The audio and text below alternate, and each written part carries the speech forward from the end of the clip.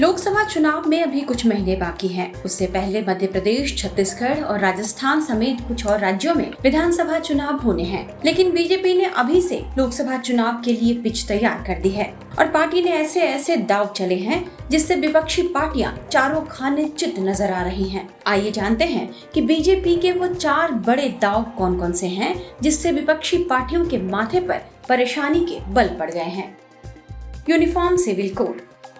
PM Modi 27 जून को भोपाल में थे और उन्होंने वहां से समान नागरिक संहिता की वकालत करके 2024 के चुनावी मूड का संकेत दे दिया और यह साफ कर दिया कि यूसीसी सरकार और बीजेपी के एजेंडे में है। राम मंदिर के निर्माण और जम्मू कश्मीर से आर्टिकल 370 खत्म करने के साथ साथ यूसीसी बीजेपी के चुनावी वादे में बहुत पहले से शामिल रहा है। राम मंदिर निर्माण और आर्टिकल 370 को लेकर बीजेपी को भारी जन समर्थन मिल चुका है। इसलिए पीएम मोदी ने यूनिफॉर्म सिविल कोड का मुद्दा उठाकर बड़ा सियासी दांव चल दिया है। इसे बीजेपी का मास्टर स्ट्रोक बताया जा रहा है, जो विपक्ष के लिए गले की फांस बनता भी नजर आ रहा है।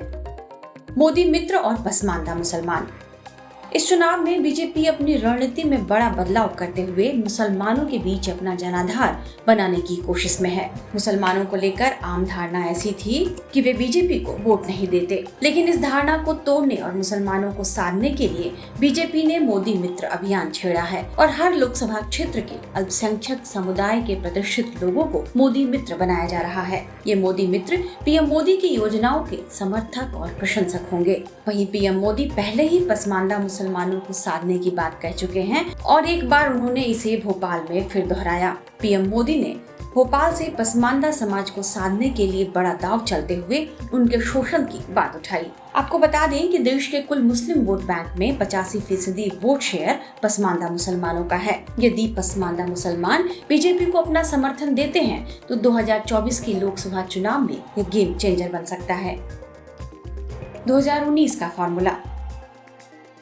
बीजेपी इस चुनाव में हैट्रिक लगाना चाहती है।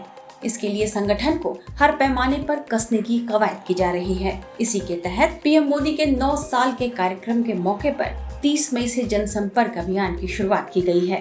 पार्टी संपर्क से समर्थन अभियान के जरिए हर वोटर्स तक पहुंच रही है। पार्टी इस मुहिम के जरिए ठीक उसी तरह अपनी जमीन तैयार कर रही है जैसा कि उसने 2019 के चुनाव में किया था। 2019 के चुनाव से पहले भी पार्टी ने इसी तरह संपर्क फॉर समर्थन लॉन्च किया था, जिसका उसे बहुत फायदा मिला।